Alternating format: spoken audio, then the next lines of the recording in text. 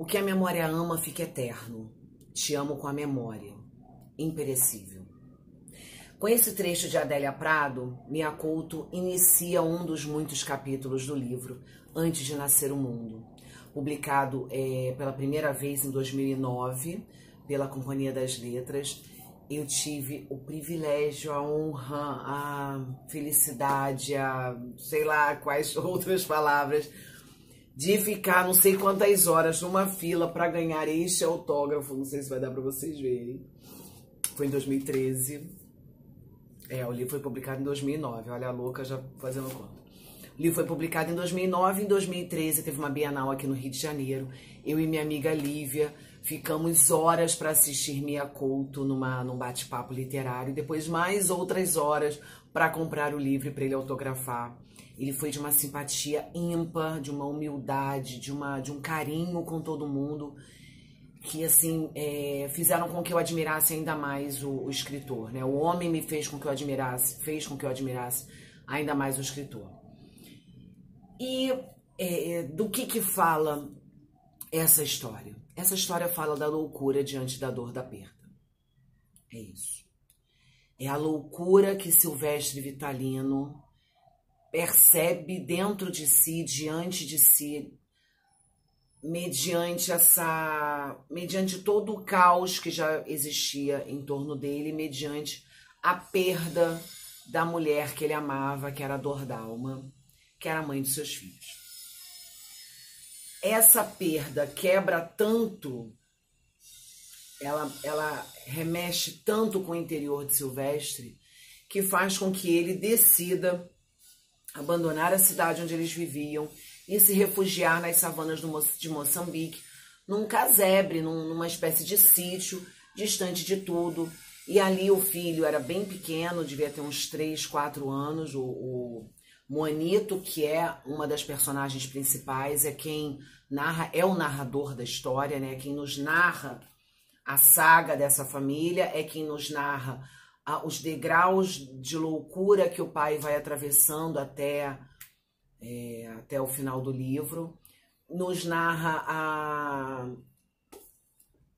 a ausência de memória dele. Por isso que quando eu decidi começar o livro com uma das poesias, das muitas poesias que ele coloca como epígrafe, eu decidi por essa da Adélia Prado, porque Moanito é alguém que não tem memória.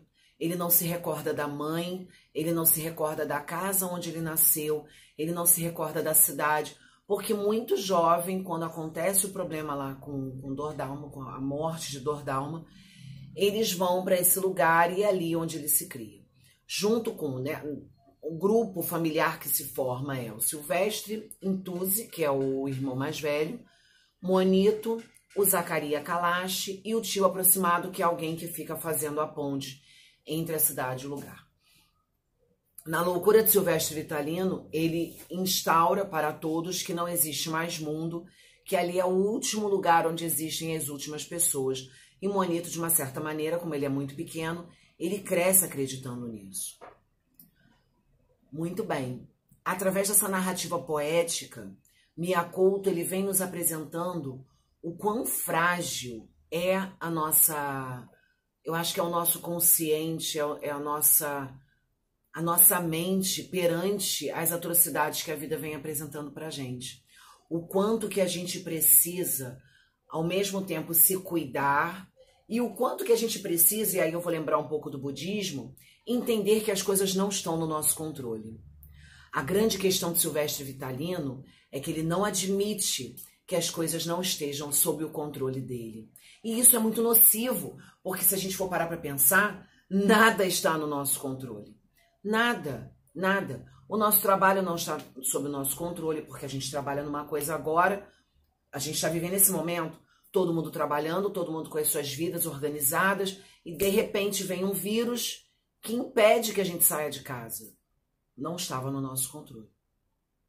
Que impede que a gente saia de casa, que impede que a gente trabalhe, que impede que as aulas permaneçam, impede uma série de coisas. Então, nada está no nosso controle. E aí eu me lembro de uma frase que eu confesso que eu não sei dizer se é realmente dele, mas é uma frase que mexe muito comigo todas as vezes que eu leio. Que dizem, né, que alguém chegou para Buda e disse que o que deveria se fazer com um problema. Se deveria se preocupar diante do problema. E aí Buda responde, bom, se o problema já tem solução, então ele deixa de ser um problema, né? Não há por que se preocupar com ele, porque ele já tem uma solução. Se ele não tem uma solução, também não há por que se preocupar, porque se ele não tem solução, não é a preocupação que vai trazer a solução.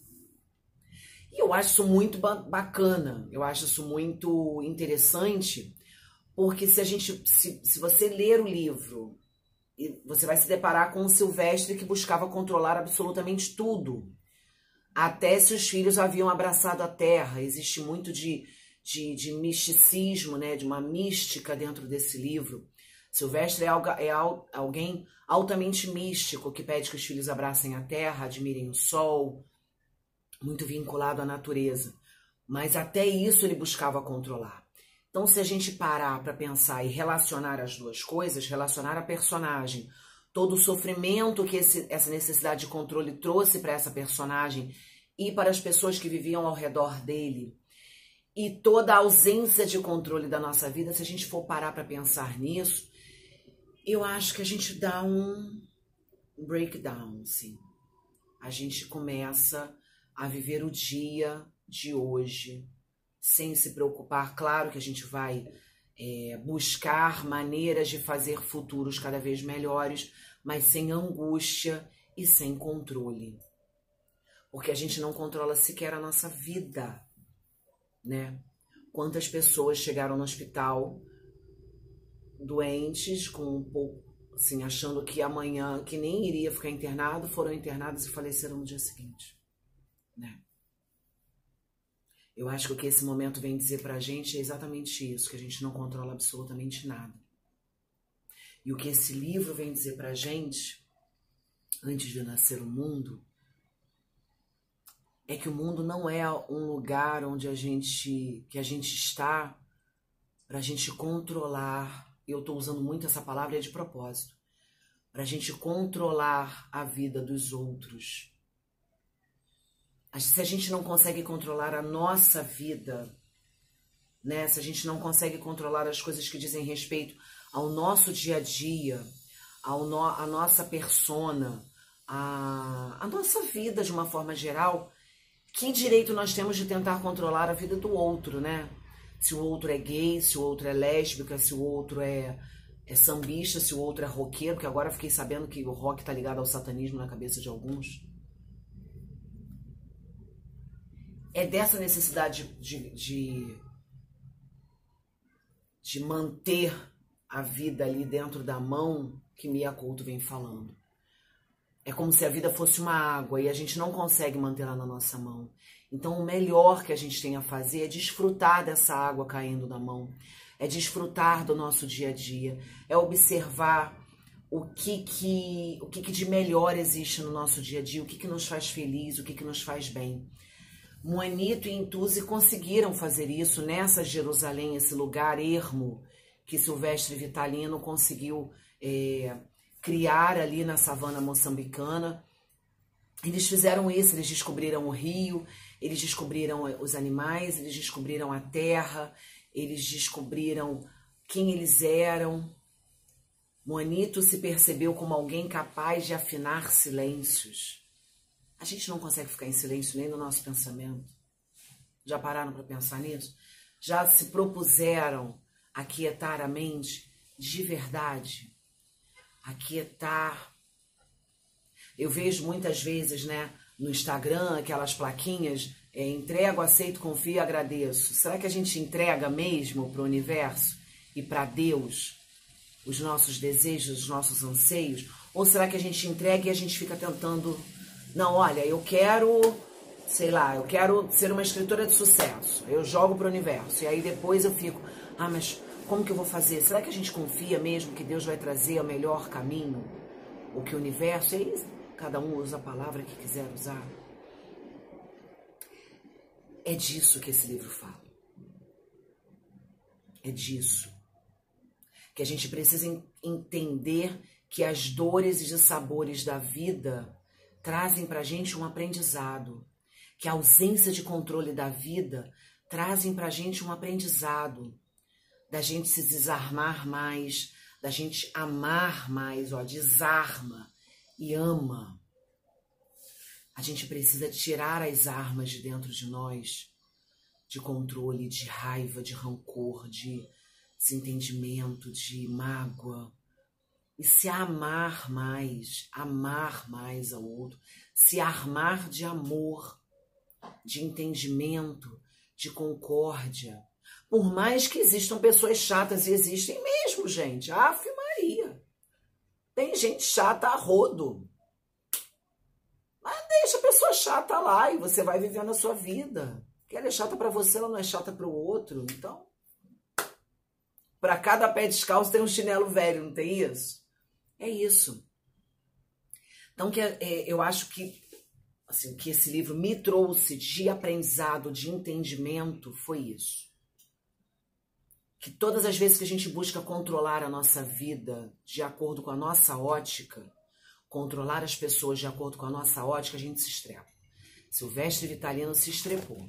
E a câmera sacudiu porque Morgana resolveu pular em cima da cadeira. Viu? A gente não controla nem o vídeo que você está fazendo, porque a gata resolve pular no meio. Então, o que esse livro me trouxe de reflexão foi isso. Que a gente precisa entender que não é sob controle. Tem até uma música do Herbert Viana. Todas as formas de se controlar alguém só trazem um amor vazio. Saber amar é saber deixar alguém te amar. Então que a gente controle menos o outro, que a gente controle menos a nossa vida, que a gente acredite mais que existem anjos invisíveis cuidando da gente, protegendo a gente, encaminhando a gente, que esse momento seja um momento de religação. Religião é isso, né? É religação com o divino. Ainda que você tenha ou não tenha religião, mas que você consiga se religar com esse divino. Silvestre Vitalino tentou fazer isso, botou até uma cruz lá dizendo que Deus ia aparecer para ele. Talvez isso fosse a grande expectativa dele, né? Que Deus viesse para mostrar a ele que a vida dele não havia sido em vão, que, sei lá. Então que a gente consiga fazer essa religação com o divino de cada um de nós, essa religação com o universo, com o amor, a paz, que a gente consiga se colocar mais no lugar do outro, entender que a ótica do outro é diferente da nossa. E aí eu acho que o perdão vai junto, né? Quando a gente entende que a ótica do outro não é a nossa ótica, o perdão vai junto. Entende que o crescimento do outro não é o seu crescimento, que o nível de desenvolvimento que o outro tá não é o seu. E aí você percebe que não há por que controlar.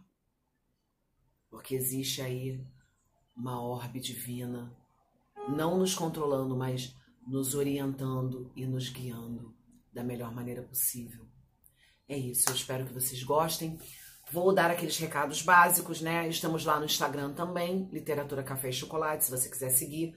Tem várias coisas bacanas, eu divulgo outros amigos também. Se gostou, deixe seu like, se inscreva no canal, compartilhe com aquele que você acha que é bacana, que vai gostar de ouvir. Eu espero que você tenha gostado. É um livro que não é lá um livro muito grosso, mas também não é muito fino, mas é de uma delícia, uma narrativa poética maravilhosa. Mia Couto é muito, muito fácil de ler. É interessante que ele bebeu lá no Guimarães Rosa, né? Guimarães Rosa é difícil de ler, né?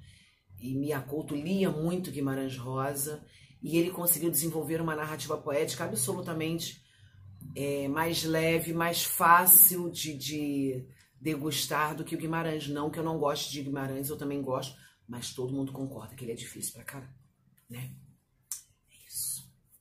Beijo de lua. Cuidem-se. Fiquem em casa. Beijo.